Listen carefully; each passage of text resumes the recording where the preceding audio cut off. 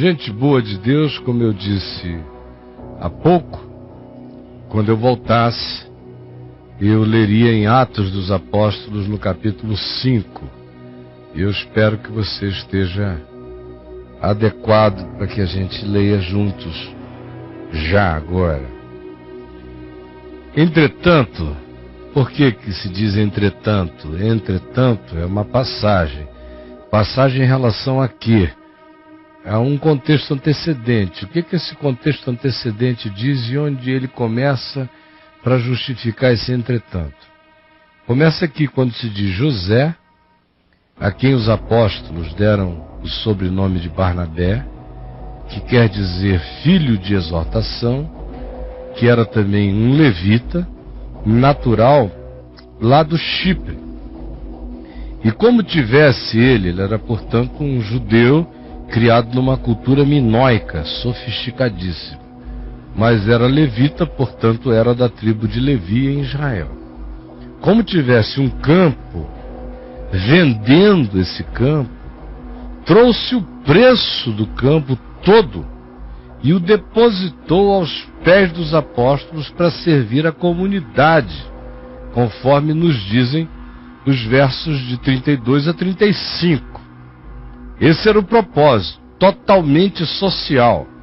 Não era para Pedro, não era para os apóstolos, não era para construir uma grande torre na Galileia, não era para nada. Era para socorrer pobres, necessitados e carentes entre eles, que eles estavam assim fazendo. Entretanto, ou seja, a despeito de ações tão generosas, genuínas, sinceras e verdadeiras, também nesse período aconteceu algo oposto.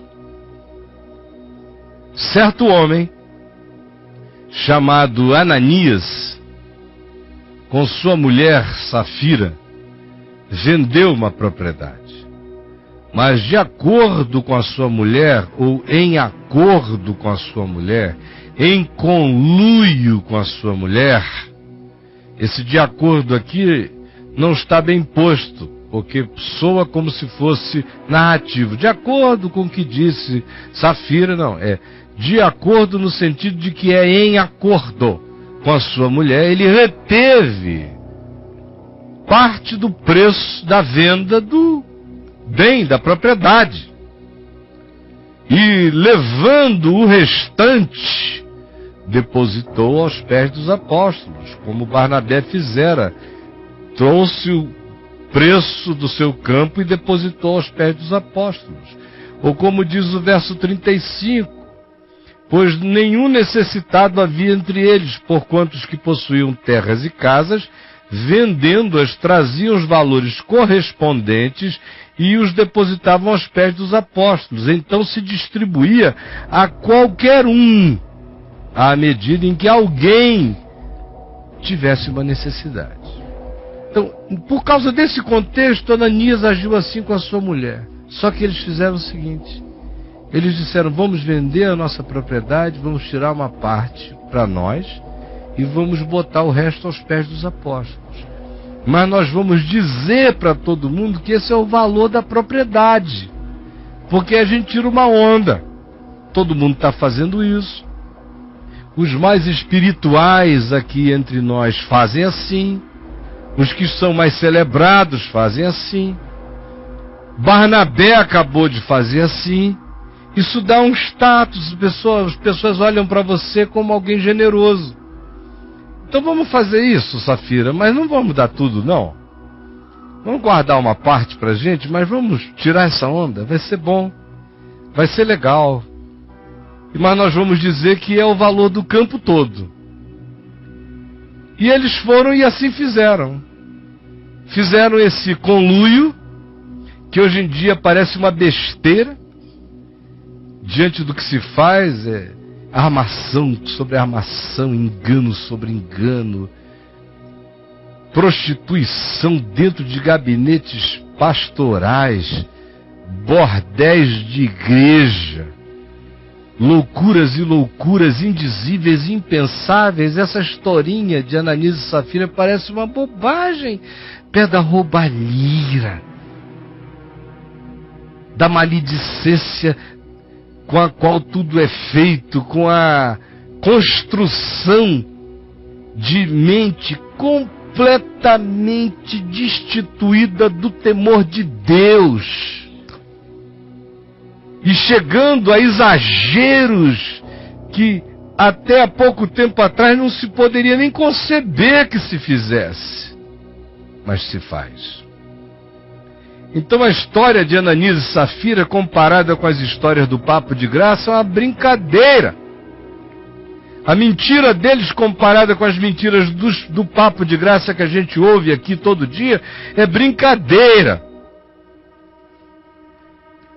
E eles foram e depositaram o dinheiro aos pés dos apóstolos. Então Pedro disse: Ananias, por que encheu Satanás teu coração para que mentisses ao Espírito Santo, reservando parte do valor do campo? Eu acho essa pergunta extraordinária, porque faz com que Ananias analise o seu coração no conluio íntimo e secreto do seu coração com Satanás. E Pedro diz mais. Quando pergunta por que encheu Satanás teu coração, o que ele está dizendo é: o que foi que tu ofereceste a Satanás para que Satanás alimentasse o teu coração com a tua oferta a ele? Porque a ação de Satanás em mim depende do que eu ofereço a Satanás. Satanás não age em ninguém que não ofereça a ele alguma coisa. Tem que ser no mínimo atenção, curiosidade, ambição, ganância, ou vontade de aparecer, busca por fama. No caso deles era tirar uma onda ética generosa. Olhem para o coração de vocês e enxerguem quais foram as razões pelas quais Satanás teve o espaço que teve, porque vocês criaram. Então, não perguntem nada a Satanás. Quem quiser saber as coisas profundas de Satanás, discirna no seu próprio coração as coisas profundas do homem. Porque Satanás não tem nada profundo que não seja apenas aprofundado. Porque o que Satanás tem de profundo para ele, ele não pode aplicar em mim, a menos que eu ofereça o equivalente a ele. Aí ele potencializa, hiperboliza, exagera, agrava e enraiza aquilo em mim. Mas sou eu que faço a oferta. Por que encheu Satanás teu coração? Deus não faz perguntas a Satanás quando tem um homem decidindo andar na mentira. A pergunta é para o homem. Lá no Éden, Deus perguntou ao homem: Adão, Adão, que foi isso que tu fizeste? Por que tu comeste do fruto? Aí Adão disse: foi a mulher que tu me deste. A mulher disse: foi Satanás. E o Senhor não perguntou: Satanás, por que tu fizeste? Porque Satanás é Satanás. Satanás está na dele. Eu é que não estou na minha, porque não estou na de Deus. Aí eu ofereço a Satanás o que Satanás gosta em mim. Por que encheu Satanás teu coração para que mentisses ao Espírito Santo, reservando parte do valor do campo, conservando, porventura, não seria teu? Era teu. Você não tinha que dar para ninguém, não é obrigado, não tem barganha, não tem legislação, aqui tudo é espontâneo. Tem que ser espontâneo, sincero, verdadeiro. Isso aqui não é seita, Ananias. O que é teu. Se tu quiseres dar, tu o darás espontaneamente. Mas ninguém está te pedindo, ninguém está te obrigando, ninguém está te condenando, ninguém está te julgando, ninguém está exaltando a quem dá e ninguém está diminuindo a quem não dá ou não pode ou não tem. É justamente para acabar com isso tudo que nós estamos fazendo isso entre nós. Porventura, conservando o que era teu contigo, não seria teu. E vendido, não estaria o dinheiro em teu poder? Então, primeiro, você não precisava ter vendido. Se era teu, cuidasse. Se você vendesse e não quisesse dar nada, o dinheiro era seu, ficasse. Mas para que isso? Para que mentira contra o Espírito Santo? A gente está vivendo, Ananias, na presença de Deus. Nós somos um flagrante. Essa história de religião, de encenação, de fanfarrice farisaica, Pedro diz, acabou. Aqui a verdade é do Espírito Santo e a mentira é contra o Espírito Santo. Não é contra homens, não. Você está destruindo você mesmo. Você está pecando contra o santuário de Deus, que é você. É você que se faz mal ao pensar que enganando os homens você consegue passar ileso diante de Deus, porque Deus não está te pedindo nada do que tu propuseste. O que é teu. Se tu o deres, dá-o com alegria espontânea e não de outro modo. Mas não compres imagens, não faças marketing, não apresentes fachada. Como, pois, assentaste no coração este desígnio? Não mentiste aos homens, mas mentiste a Deus, Ananias. Ouvindo estas palavras, Ananias caiu e morreu, sobrevindo grande temor sobre todos os que ouviram e viram essa história. Levantando-se os moços que estavam ali, cobriram o corpo de Ananias e, levando o corpo, o sepultaram. Quase 3 horas depois, entrou a mulher de Ananias, Safira, não sabendo o que ocorrera. Sabe lá onde Safira andava? Chegou ela, animadíssima. Então Pedro, dirigindo-se a ela, quando ela entrou, perguntou-lhe: dize-me, Safira, vendeste por tanto aquela terra? Ela respondeu: ah, sim, foi esse mesmo o valor que eu vendi. Tornou-lhe Pedro: Safira, por que entraste em acordo com teu marido para tentares o Espírito do Senhor? Eis aí a porta aos pés dos que sepultaram teu marido, e eles também te levarão. No mesmo instante caiu ela aos pés de Pedro e morreu. Entrando os mesmos jovens, acharam-na morta e, levando-a, sepultaram-na junto ao seu marido. E sobreveio grande temor a toda a igreja, e todos quantos ouviram a notícia desses acontecimentos temeram e tremeram. Primeiro eu quero dizer que esse episódio histórico não determina que por causa disso Ananias e Safira abriram os olhos no inferno. Não.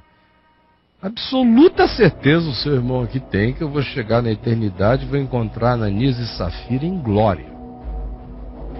Eles foram disciplinados para salvação, para aproveitamento. Isso aqui é uma ação da graça de Deus. Isso é graça sendo aplicada. É disciplina do Pai que corrige a todo filho a quem ama. E bem-aventurado é o filho que não fica sem correção. Bem-aventurado é o disciplinado. Bem-aventurados são aqueles que morrem no Senhor. Bem-aventurados sejam Ananias e Safira, porque apesar de todo o seu pecado, o espírito deles foi salvo no dia do Senhor, mas eles se tornaram referência, arquétipo, exemplo, para que todos nós saibamos que não é na presença de Pedro, nem de João, nem de apóstolos, nem de religião, nem de homens, que tem que estar o nosso coração. Eu nunca minto a homens, eu sempre minto ao Espírito Santo. Eu minto a Deus, porque Deus é quem vê, Deus é quem sabe. Quando eu minto a Deus, eu digo a Deus pela minha mentira. Direi que tu não viste, direi que tu não ouviste, direi que tu não sabes. Quando eu minto,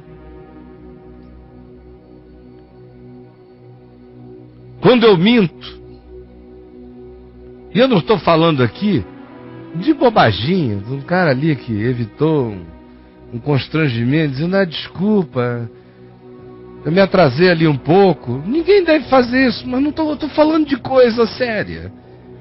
Embora quem não seja fiel no pouco, não seja no muito. Mas quando eu minto, eu estou mentindo contra a verdade. Quem está mentindo contra a verdade está pulando de cabeça na ponta da espada de dois gumes. Sempre. Eu só minto contra o Espírito Santo. Porque Ele é o Deus que vê. A minha vida existe nele. Eu sou um flagrante permanente. Eu vivo nu, por dentro e por fora, diante dele. Diante de Deus não há camisa, não há calça, não há cueca.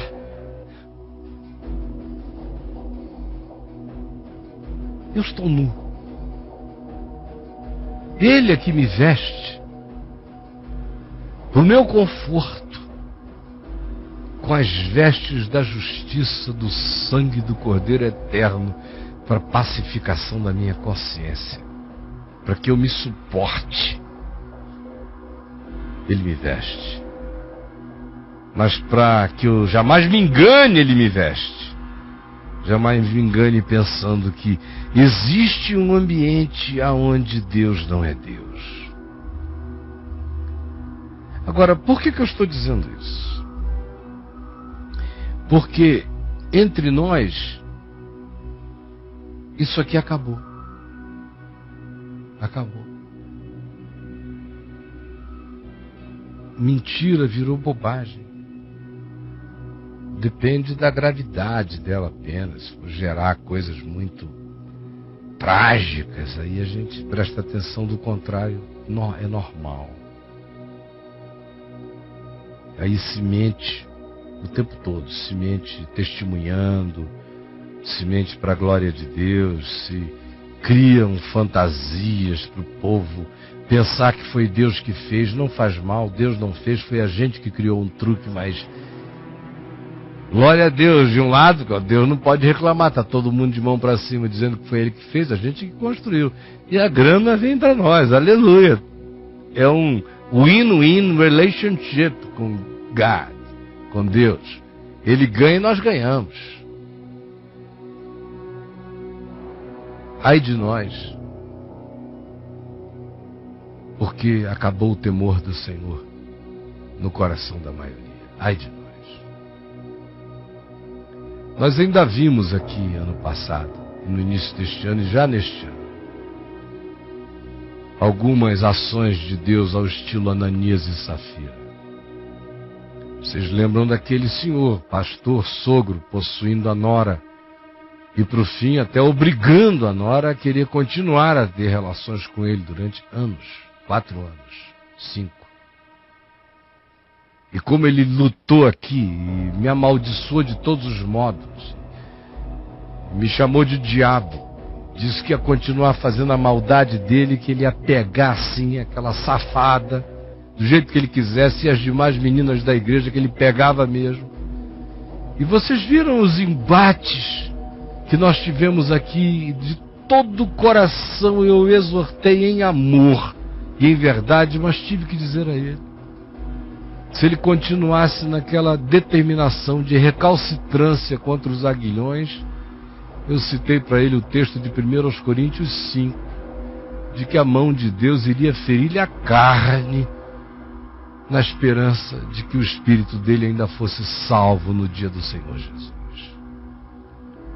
E vocês viram como 2 semanas depois um homem saudável aparece aqui com um diagnóstico de câncer, e menos de 10 dias depois ele estava sepultado. Não sei nem se chegou a tanto.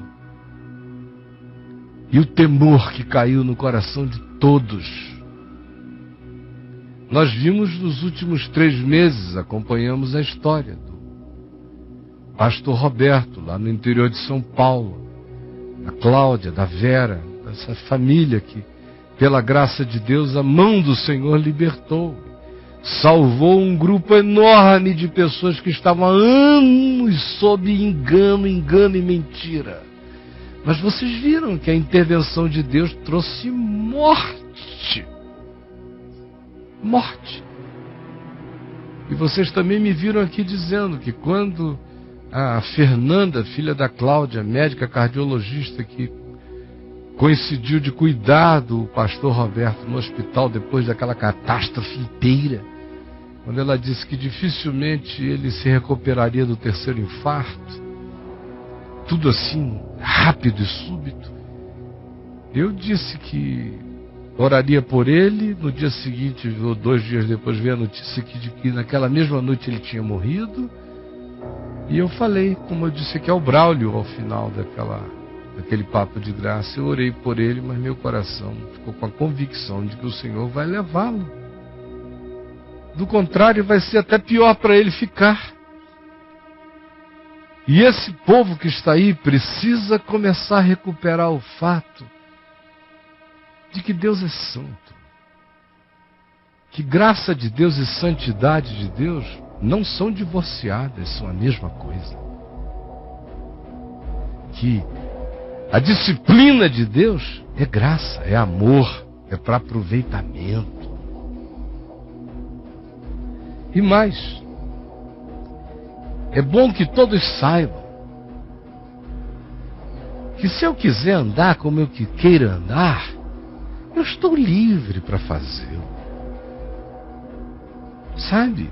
Ateus, agnósticos, livres pensadores sinceros e honestos vivem com muito mais condescendência divina sobre suas vidas, pelas suas sinceridades, do que esses.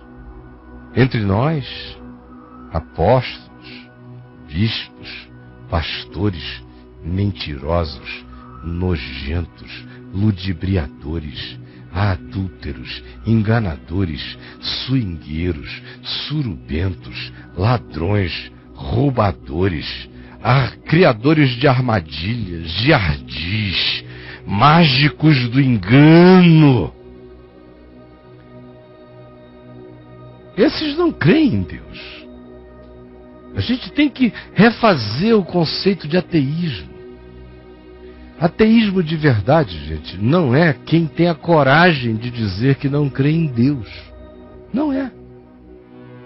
Ou que não sabe se existe Deus, o agnóstico. Não. Sendo honesto.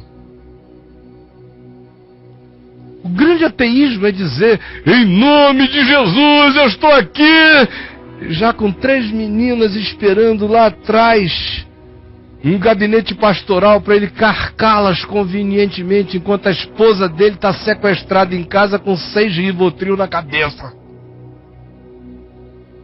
Esse é o ateu. O ateu é esse que fica aí criando campanhas para arrancar dinheiro, Ateu Macedo, ateu Valdomiro, ateu Estevão Hernandes, ateu Sônia Hernandes, ateu Malafaia, ateu Feliciano, ateus, eles não creem em Deus. Se crescem, não brincariam, não roubariam, não mentiriam, não adulterariam cinicamente, depois vivendo com cara de santidades de fariseu. Ah, meu amigo, eu perdi as estribeiras. Eu estou cansado de ver ali no Facebook o pessoal mandando mensagenzinha para ateu. Quer mandar mensagem para o ateu? Manda para Macedo, manda para esses pastores, manda para essa moçada, mande para esses que são os únicos ateus. Esses não creem em nada. Não creem em Deus, não. Não creem. Das suas próprias bocas eu já ouvi. E um amigo meu fazendo negócio com um deles, ouvi um deles dizer: olha, aqui você toda hora diz se Deus quiser, fica sabendo. Deus aqui não tem desejo, Deus aqui não tem vontade, Deus aqui sou eu. Esses são os ateus. São os ateus que vocês aplaudem, ateus nos quais vocês investem, e ateus nos que vocês defendem. Só porque eles carregam o nome de Deus na boca, enquanto seus corações estão em todos os lugares, divorciados do eterno. Mas o ateu é o que tem a coragem de dizer: eu não creio em Deus, não sei se Deus existe. Esse tem toda a minha reverência, se estiver sendo honesto. Agora esses outros, eu não tenho nada a lhes dizer, a não ser que grande juízo vem sobre vós. E sobre todos os outros, aqui entre nós mesmos, que estão brincando disso por aí. Brincando em âmbitos menores, em lugares menores, no alcance das suas mãos, mas você sabe que é com você que o Evangelho está sendo falado neste dia. Senhor Jesus, por favor, não são gritos, não são performances humanas, é o teu poder. Eu peço que tu derrames o teu poder, ó Espírito Santo, que tu venhas sobre todos, convencendo a todos nós do pecado, da justiça, do juízo, e nos exortando à verdade, para que sejamos salvos da nossa mentira, do nosso engano, do nosso ateísmo, da nossa vida sem Deus. Eu vou pedir para pararem essa música aí, por favor, só um minutinho, porque quando eu estou falando não dá para botar uma música em cima, porque ficam duas vozes em português, ninguém entende nada, entendeu? Quando é em inglês, às vezes até que nem atrapalha tanto, mas em português não dá. É com você que eu estou falando. Olha aqui para mim. O que eu quero de você? Presta atenção. Deixa eu sentar aqui juntinho. Eu quero que você responda com sinceridade. Você se acostumou a mentir para o Espírito Santo? Mentir. Testemunhos que não são verdadeiros para a glória de Deus. Sua mente entrou nesse esquema de que se os outros ficarem alegres achando que foi uma coisa que Deus fez, não precisa ser verdade. O quanto que o espírito de Ananias e Safira entrou em você? Não em relação apenas a vender uma propriedade, um campo, mas no todo. Que é esse espírito de não mais pensar em Deus como sendo aquele diante de quem eu sou um flagrante. Você ainda pensa em Deus, sabendo que diante dele você está nu.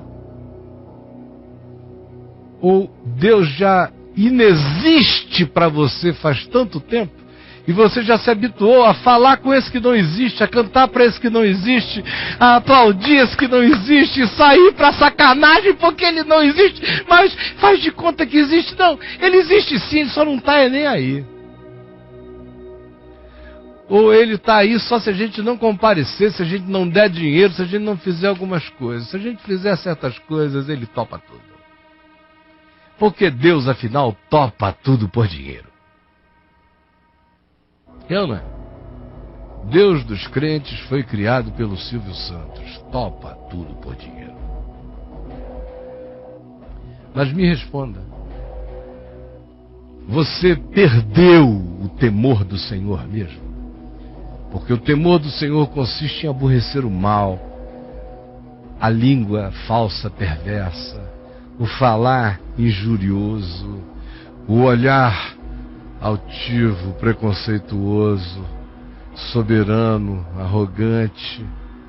O temor do Senhor consiste em aborrecer todas essas coisas em nós. O temor do Senhor consiste em dizer: em mim não. Mentira não, arrogância não. Fofoca não. Maledicência não. Interesserismos não. Manipulação do próximo não. Intervenção na vida do outro não. Temor do Senhor tira do nosso coração todo o desejo de fazermos performances, teatralidades. Temor do Senhor coloca dentro de nós a certeza de que Deus é fogo consumidor. Isso não significa que Deus é inferno, significa que Deus é santidade. Significa que o que for palha na minha vida vai queimar. Só vai ficar o que suportar o cadinho da santidade de Deus, o resto é fogo.